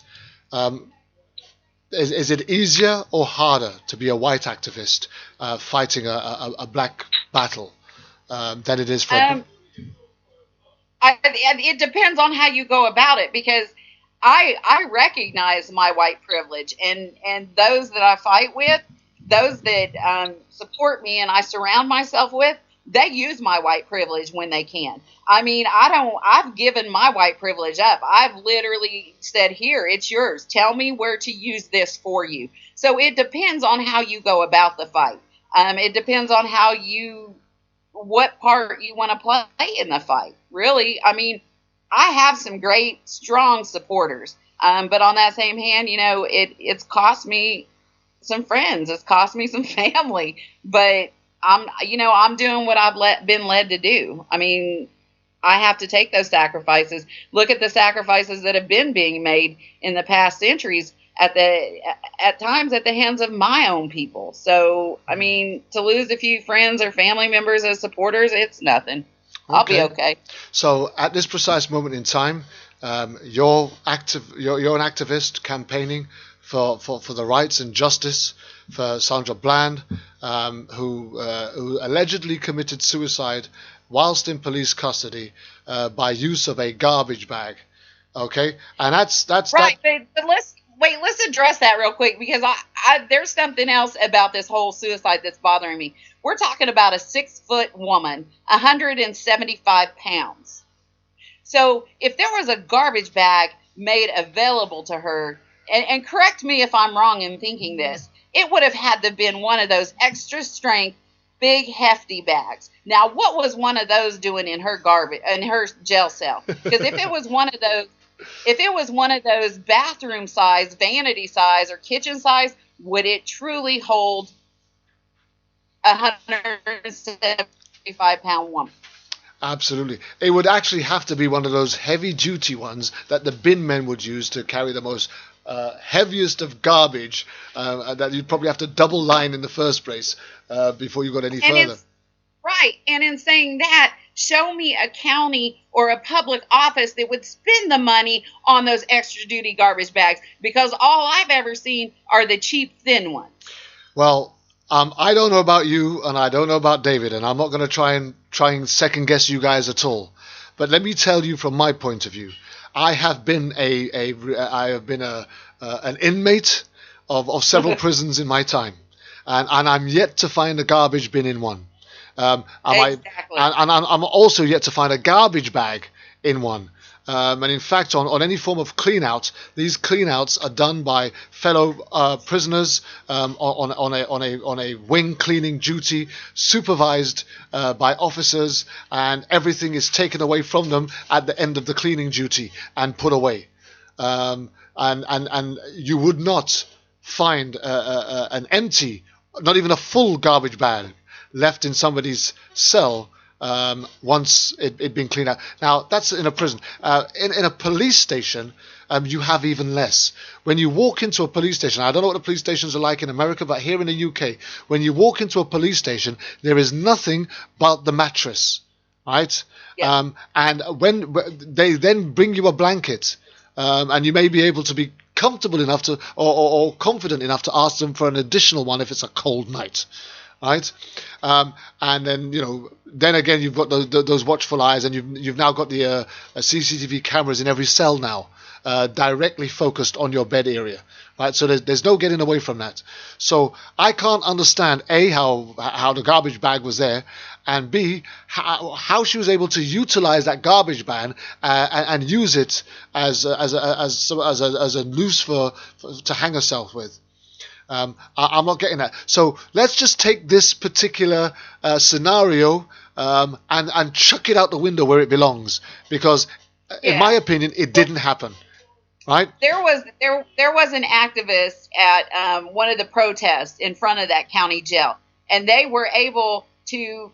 They literally went over to the trash bins of the county jail so that they could take a picture of the type of trash bag that the county jail is using. And it's one of those thin, flimsy, see-through trash bags. No way it could have held 175 pounds. But let's go back to what you were saying earlier about being in jail or prison. Let me throw my pride and modesty out. I've been arrested. I've spent a couple hours in a holding cell in a Kansas jail. When I got checked in, of course, this is 20 years ago. When I was checked in, my shoes were taken because they had metal on them. My earrings were taken. All jewelry was taken. Any and everything that I could have used to even literally scratch myself was taken off of me. And this was merely to just go into a holding cell for an hour to 2 hours. Including my watch. Everything. Yeah. I get you. So. But let me say this. The key element here is not really the details and all that. What you're basically saying, as I understand both of you remarkably well, is that once a human being is taken into custody by the officials of a government, that government becomes as responsible for that person's body and soul as much as a parent is for a toddler. Absolutely. And if a parent left a 3-year-old in a car on a summer day with the windows rolled up, and that baby was found dead in that car, nobody would blame the baby for not rolling down the windows any more than you can blame a prisoner for committing suicide. You blame that parent who was absolutely criminally negligent. And in this country, a parent who did such a thing would be arrested and charged with negligent homicide in about 2 seconds flat. And I want to know why those police guards in that station where Sandra Bland was found have not been charged, as they would willingly, freely, and happily charge that parent. But David, he has been punished. He's on desk duty. Yeah, he's on desk duty, David. He's on desk duty. That's punishment? That's his punishment. That's sarcasm. It's sarcasm. I want to know why he is not in jail without shoelaces, wearing orange, and eating a damn salami sandwich on old bread like everybody else in Texas has to do. Let me just say this. In 2012. Am I right, Alex? Alex? Exactly. How long would it take you to arrest a Hispanic woman who left her child in a car in Los Angeles, and that child died from asphyxiation because it had no ventilation? How long would it take you to put that woman in jail? 5 seconds. It'd be an left. immediate thing. Immediately, of course. My friends, hear this. In 2012, 4,309 inmates died while in the custody of local jails or state prisons, an increase of 2%. 67 deaths. From 2011, the number of deaths in local jails increased from 889 in 2011 to 958 in 2012. Suicide continued to be the leading cause of death, and in local jails, 40 suicides per 100,000 jail inmates. That is the statistics. Now, we've already decided that we've agreed between us that there is no possible way that Sandra Bland could have died by the way that it's been reported. So here's the next thing. We've got 30 minutes left of this show. I want to talk about something else. How do we think she did die? Kelly. Well, I'm going to go back to the video. And again, I encourage everyone, because I could be wrong, but I encourage everyone to listen to that video at the very beginning. She states that she has epilepsy. You hear the trooper say, I don't give a damn. And so my thought is, and she also states that he slammed her head in the ground. My thought, honestly, is if he did indeed slam her head in the ground, I'm thinking a brain injury. Right. Blood clot, internal bleeding. And then, let's talk about the broken arm. She complained to her sister on Saturday. She was found dead on Monday. How come they didn't bring her medical attention? Let me just throw something into the equation here, and I'm flying in the wind, right? As a support worker over the years, there's several things that I've had to work with, and one of them that I've had to work with is people that have epileptic fits. Now, I'm not sure whether any of you have experienced somebody in the process of a extensive epileptic fit. But the one thing that's advised when somebody's going through an epileptic fit is that you don't try to restrain them. Right? That's the first advice that you'd be given, right? Not to try to restrain them, right? And I could imagine if a police officer was being blatantly ignorant to her needs at that time and assumed that she was being aggressive rather than having an epileptic fit. Him trying to pin her down or hold her down sounds like that could have what caused her broken arm or her shoulder injury, right? Because of the force of which she would be moving in that epileptic fit. And if he was I don't think she was having I think she was telling him that she is an epileptic. She didn't look like she was like having a seizure, but she could have had a seizure in the cell, right? Yeah. She could have had a seizure in the cell. And I'm speculating here. I told you I'm flying in the wind. Right? So bear with me, run with me. What I'm trying to say here is this issue of her killing herself with a garbage bag, we've already thrown out of the window. Right? That, I don't believe for 1 second, and neither should anybody with an ounce of common sense believe that that's how she died. So I'm trying to throw a couple of other things in the window here, right? And what I'm saying is, if there's a possibility that if she's reported that she's epileptic and they've ignored that, I'm saying that her injuries could be consistent to somebody restraining her while she was in the process of having a seizure, right? Now, now that in itself, if they had her down, would have had her banging her head on a concrete floor, which is what cells are made of, which would again resulted in further head injuries. But how? One second, Kelly. 1 second, Kelly. 1 second. Was in the cell. Yeah. 1 second, Kelly. What evidence have been provided, right, of any ligature marks around her neck that can support her hanging from one form or another? None that I've heard of, and the autopsy results came back really quick. I mean, quicker than most, I think. She was found dead on Monday, and they had the autopsy results in the matter of a couple of days. Okay, that's almost unheard of. And so therefore, has there been any evidence provided? Nope. I've not seen any reports of that. Okay, so we're just coming up with our own theories here, and any one of them are possible. Yeah, Kervin? Yep, go ahead. Kervin, this is Alex. Go ahead, Alex. I'm at my location here, and I got to get going. But I just wanted to say thank you very much, for being on the show. And Dr. Ramey, you're always on the money. Lots of love for you speaking out as a white man and saying it how it is. We can only hope that there'll be more progressive thinking people like you here, sir, that'll come out to say it. And as far as the situation about how Sandra Bland died, just my last comment here, Kervin, is that this poor woman was murdered. She spoke up as a human being. She was not going to be treated as a Negro, as a nigger. She is a person that was going to stand up for her rights and to say things and not to allow the system to control her. These officers, they hurt her. We can only speculate or think of what happened here. But everything here points to a massive cover up. And God bless you guys here for having me on this program. Alex, we just look forward to having you back on another show very soon, Alex. Thank you for taking part, and we wish you all the best for what you've got to do for now and in the future. And we love you very much. Thank you, Alex. I want to say thank you so much for the police perspective you give.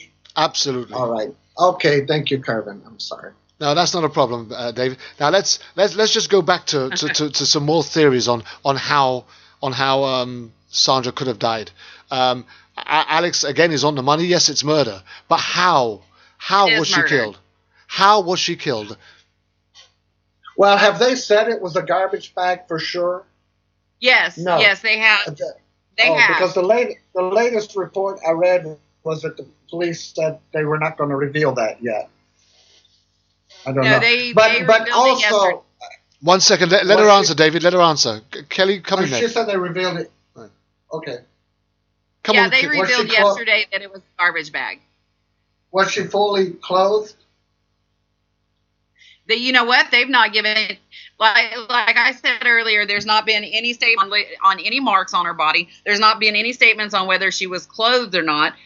What they're trying to backtrack now, what they're trying to save themselves from now, is that gel went unchecked for many hours. The video within that gel doesn't show the prisoners. They claim for privacy rights, but what it also doesn't show what it does show is it shows that no guard went through there in several hours to check on the prisoners. Their policy is the prisoners have to be checked on every hour, several hours. And when I say several, they are stating as if a whole day went by with the prisoners not being checked on. So that's where I'm thinking.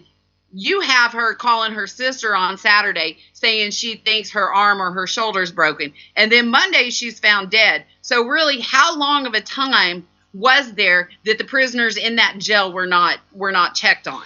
Because she should have had medical attention for her arm, and she didn't get that. Absolutely. So my thought, and this is just my opinion, trying to put all the pieces together, my opinion, I do think they slammed her head on the ground. No doubt. Looking at the video, I do think they slammed her head on the ground.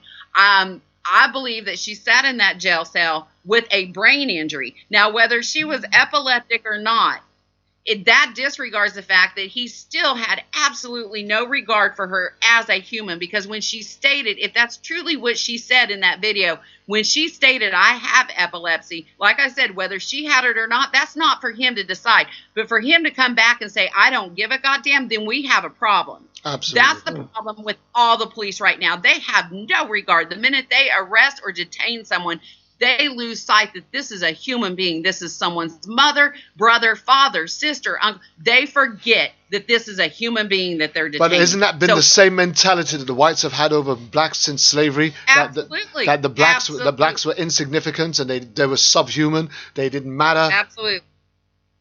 Because Kelly, I think that applies to everybody. Once you're arrested, the police treat you as if you're a subhuman, and maybe they do treat from personal racism blacks or Hispanics worse. But I think the institutional concept is once you're arrested, they assume you're guilty, therefore you're a subhuman, and unless you're a Rockefeller or a Texas oil magnate child, you're going to be treated like you're a subhuman. Is that right, Kelly?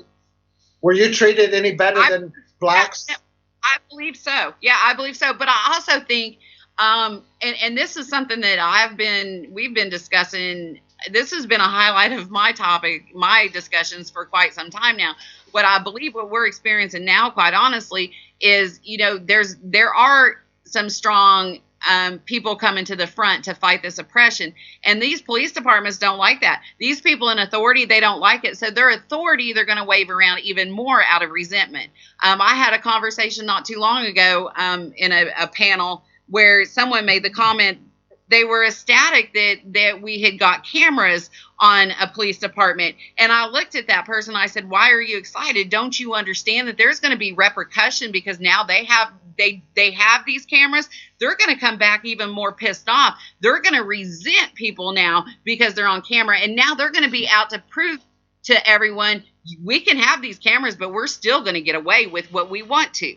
And that's exactly what I'm seeing. Okay, I get that. Now, do they have any CCTV cameras inside the police cells? Let me tell you what the policy of that jail is. And this is according to the Houston Chronicle.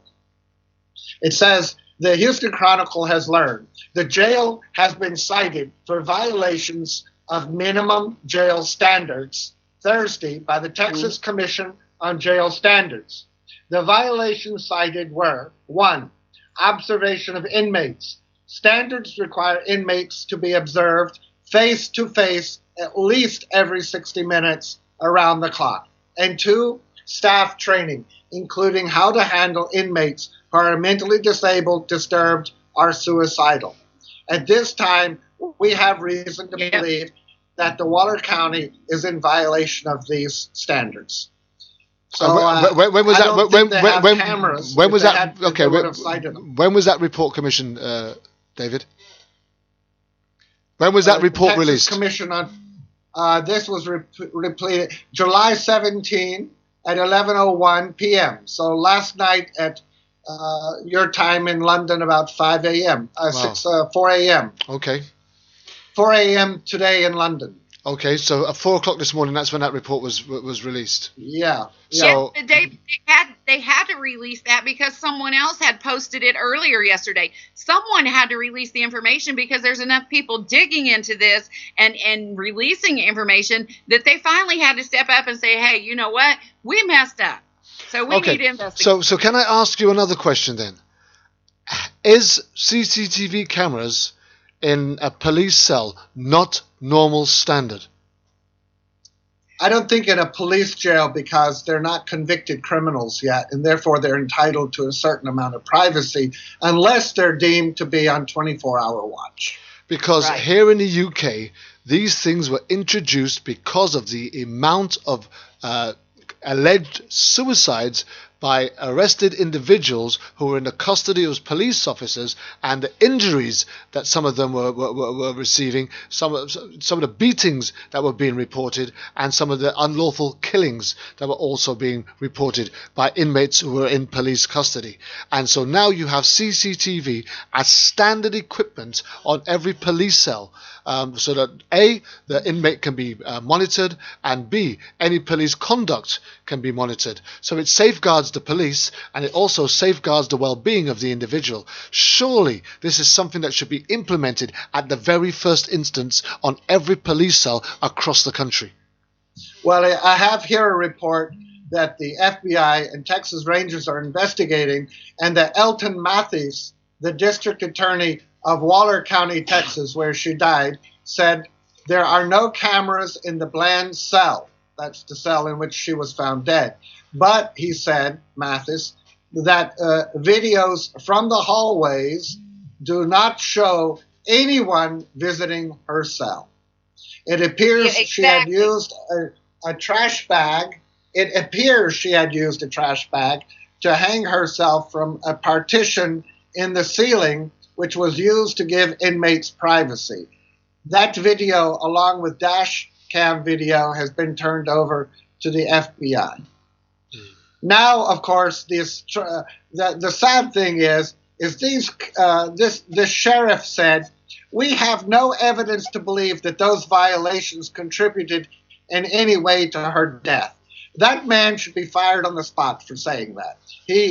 Secondly, the fact that they used a trash bag, makes me think to myself, imagine this, and I'm speculating, and of course that's our role here to a certain extent, but I'm going to say something that perhaps I don't know if I should, but imagine if some cop really hated her because she did speak back as a strong, black, educated woman. And he said, you're nothing but a piece of trash. And then he started thinking to himself, oh, yeah, I think I'll show her. So he goes by and says, here's a trash bag. Put yourself in it. That's what you are, you bitch or something. And what if she was so depressed, so traumatized, so feeling low and alone and without hope that she took that bag and took her life? Imagine her doing that. He still murdered her. Of course he did. He did. He gave her the means to do it. How to handle. You should be trained on. These people that we hire to protect and serve us should do just that. They should know how to protect and serve us in a mental state. If we are mentally ill, they should protect us even more. They should know how to treat us. They should know how to handle us. Period. You're quite right there, Kelly, because in any environment, in any workplace, when you're working with vulnerable individuals, you are constantly trained and upgraded on the latest techniques and the latest issues, whether it be understanding and dealing with mental health, how to unarm somebody carrying a knife or whatever. You're constantly trained in new methods and techniques to deal with individuals that are in your care. And as a police officer, these people, whilst in your custody, are actually in your care, right? So Absolutely. You have a responsibility to the well-being of that individual until such time as they are tried, found guilty, and sentenced or released because there is insufficient evidence or whatever, or because they're not guilty. But whatever that happens, while they're with you at your station or in your custody, they are actually in your care. And so therefore, how you deal with them is something that you should be continually trained and upgraded in. Now, we're going back to this camera issue because I've just got a report sent in to me now. Go ahead. Kervin, let me add to what you just said. As you know, you and I spoke of this with Toby 2 weeks ago. The issue here is the psychological profile. You asked earlier, how can we change this? Well, you begin changing an organization by changing the type of personnel you have working. Absolutely, first point. And we need to do, when I taught in medical school, we gave all of our incoming future doctors, medical doctors, a psychological profile test.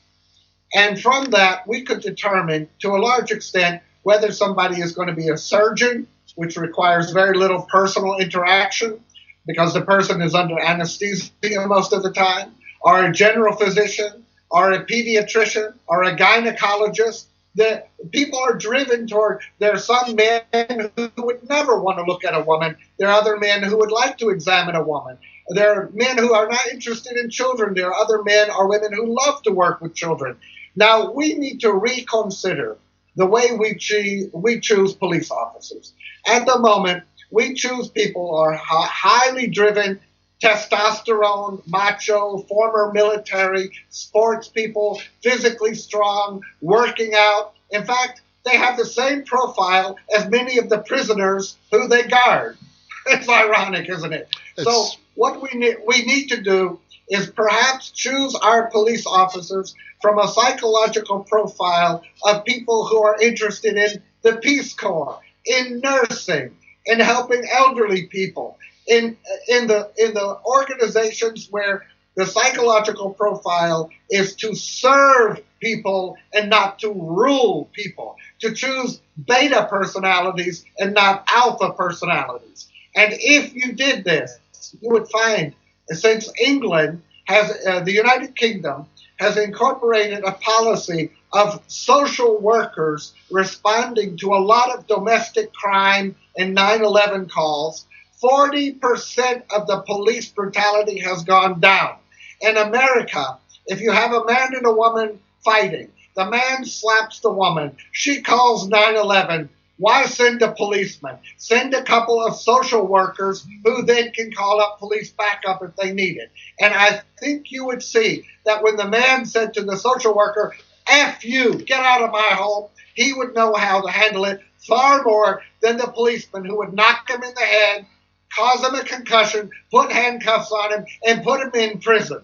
It's a far different approach, and that is the beginning of how we could change this profile of police brutality that has degenerated into inhumanity by man for man in our country. You couldn't have been closer on the money than with that statement, David. But I just want to add to that. I want to go back to the cameras just for 1 minute, guys. We're down to 12 minutes, so we're going to keep this going right up until 8 o'clock, or till the top of the hour, whatever time it is there in the UK. I think it'll be 3 o'clock your time, 8 o'clock mine. All right. But after cameras were introduced in February 2012 in Rialto, California, public complaints against officers plunged 88% compared with the previous 12 months. months, and officers' use of force fell by 60%. The College of Policing recently announced plans for large-scale trials of body-worn video in England and Wales, saying that Rialto's experiment showed big drops in the use of force by police officers and the complaints against officers by the public. Surely, yes, I agree with everything that you've said, David. Right on the money. We do need to change the mindset of the individuals that are going into the job. But in the meantime, we still have a police force that we need to manage with incidents that are taking place on a daily basis. Surely the intermediary procedure that take place right now is that more cameras be issued, as a body-worn item by every officer, so that everything that they do can be recorded, and there should be mandatory cameras in every police cell, so that the well-being of individuals who are held in their care, their well-being could also be monitored. And surely that must be a way forward for the time being. Surely we must be able to put that forward. I remember when we was talking about this recently up in California, David, they talked about they issued out 250 cameras. Do you remember that conversation we were having? Yes. They issued out 250 cameras when there are thousands of police officers. So yes, 250 officers are going to be okay, and they probably put it on the 250 officers that they didn't have a problem with anyway, right? So that was never going to make any difference, right? What needs to happen is every individual that wears that badge that serves his country has to be accountable somehow. I don't think, if I can interject real quick, I don't think cameras are going to do it, though. It needs to be reformed, and the cameras may help, but just for instance, and if you guys haven't watched this video, I encourage you to YouTube it and make sure you get the long version. Jason Harrison, Dallas, Texas, last June. The cops that went out to check on his mother called for the cops to come transfer him to the mental hospital. It's a call she's made numerous times before. He's bipolar. We covered that story on this show just about 2 months ago. We covered that. That was the first killing that was taped, that body cameras were used in Dallas, Texas. We also covered the Ernest Nunez story. Where a camera showed the unlawful killing of an individual. There are too many unlawful killings of individuals, full stop. But I do think, on the whole, cameras would reduce the amount. I'm not saying that they will stop, because there are still individuals that are hell-bent on being bad cops. But I do believe it will... If we really want a solution, we have to go from the basis of when we hire and who we hire. Because even if we catch a dirty policeman killing somebody or brutalizing somebody and causes their death, what happens? They get reassigned to desk duty. A jury never puts them in prison very long. Or they get off. Or the district attorney says, as in Missouri, we're not going to indict him. They don't even try him. So these police cameras may deter, but they do not provide the evidence for justice. And what we want here is justice above all else. The right of every American to live in peace, to be happy, to have an opportunity, and not to be discriminated against because of race, gender, or sex. It is a clear example of having to go to the very root, pull it from the earth, and replant something new. The entire policing of our country has to be changed. It's on a 19th century mentality, and we're living in the 21st century with tools and internet and observation and technology and cameras that can enable policing far superior. But what do we have? We have people who are Neanderthals using machine guns and Air Force airplanes. And you can't put a Neanderthal or a caveman in an F-22 Raptor fighter and expect a good success. David, I can't help but smile and even chuckle as you churn that out, because with such passion and precision, almost with a surgeon's knife, you cut right down to the very core. By the way, I will tell you, let me say on a personal note here, as an aside, Kelly, you'll laugh at this. I was a professor of medicine, but I never was a practitioner. I was not a clinician. But I took the test once, And guess what I came out as? Come on, tell me. I came out a surgeon, a surgeon, because Lord. I'm the kind of person who I want to go in and do a heart transplant or take out your gallbladder, but I don't really want to talk to you about it. My decision is already made up. So I do it brilliantly, and then I send you off to your general practitioner or psychiatrist. I don't have time for it. Wow. So listen, guys, we are fast running out of time. I want to ask you both one final question before we kind of draw this to a close, right? So I'm going to go to you, Kelly, first. And in a couple of minutes, please tell me and our listeners how you think Sandra Bland died. Brain injury. Brain injury caused by? But I think due to police brutality. I think she was murdered. Do you think that the brain injury or the head injury was caused while she was at the scene being arrested, or do you think that was something that later happened while she was in a cell? In my personal belief, I think it happened at the scene of her arrest, and she had no medical care when she got to the jail. Okay. David, how do you think Sergeant Bland died? Well, I don't know the details. They're putting out this garbage bag story, but I don't know. That could be disinformation. I don't trust the police. I believe the sheriff is a racist. He's proven he's a racist. He's admitted that he was a racist. There's a pattern of activity involving suicide in jails that looks very, very suspicious to the objective mind. But I think she was a young woman who was an activist, was proud of being who she is, and this cop pulled her over because she was driving while black. She then questioned him. He got angry, called in help. He slammed her head into the ground. She had PTSD. She had epilepsy. You cannot take a fragile glass that has been broken once and glued back together and drop it and expect it not to break into 1,000 pieces. They then put her in a solitary jail cell. She had no one to talk to. She felt her hopes were lost. They knew eventually they would find a warrant that was outstanding on her. She was going to lose her job in Prairie View. She had nothing to go back to in Chicago. She lost hopelessness. She was depressed. She had the means, however she got it, to put a plastic garbage sack and take her life. The responsibility is clearly on those who are paid a great deal of money and instilled with the sovereignty of the state of Texas and the county of Waller to protect a human life. And it's negligent homicide by any measure. And the question now is, who is going to be blamed for that negligent homicide? Some low-level racist guard, or the sheriff who created the environment in which such inhumanity, such a lack of compassion, such a lack of love and care for another human can take place?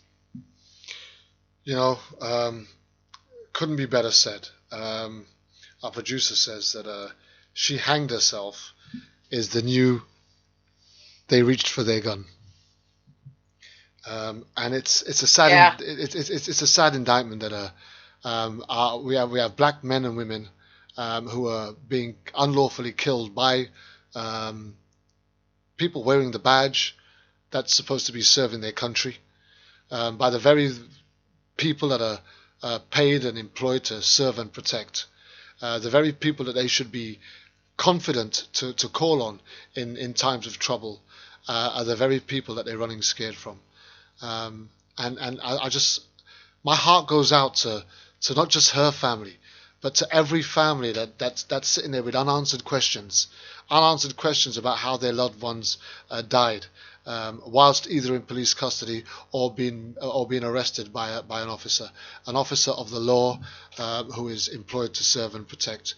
My heart goes out to every individual who's impacted by this in any way whatsoever, and I just cannot understand for the life of me why more isn't being done, why more isn't happening, why we aren't getting any more answers, and yet we're still sitting here talking about another killing. When will this thing end? When will we see a force that offers us hope of the protection that we deserve, that we actually pay for? I'm lost for words when I think of this woman, cut down prime in her life,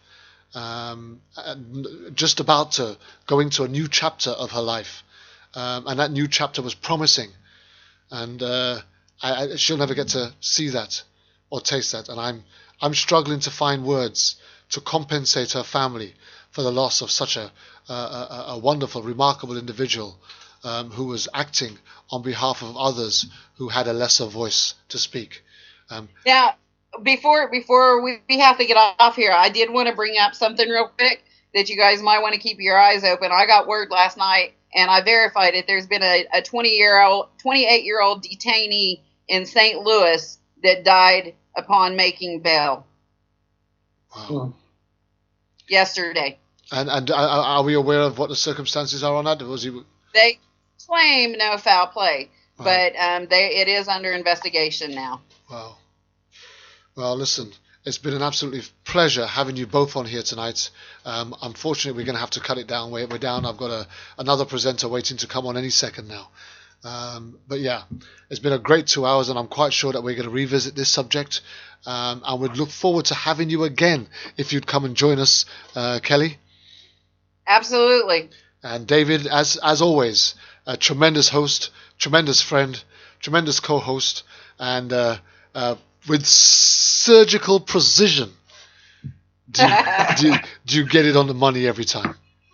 I want to thank Kelly. I want to thank our good friend Alex and Kervin. As always, your compassion. Your compassion is what we call in Hebrew ahavat chesed, loving kindness, and is the ultimate mitzvah. And I'm proud to be with you. And for no other person on earth would I give up my Saturday afternoons than for you. So David, thank you, my friend, and God bless. God bless you, my friends. Don't forget, next week you'll be back here on Issues Today on World Jam Global Radio with UK Street Gangs Part 2. Myself, Dr. David Ramey, once again, Sheldon Thomas and Stephen Moyes. We look forward to seeing you next week. Join us again on Issues Today on World Jam Global Radio. That's it for now. We're out of here. Bye-bye. Guys, are you still there?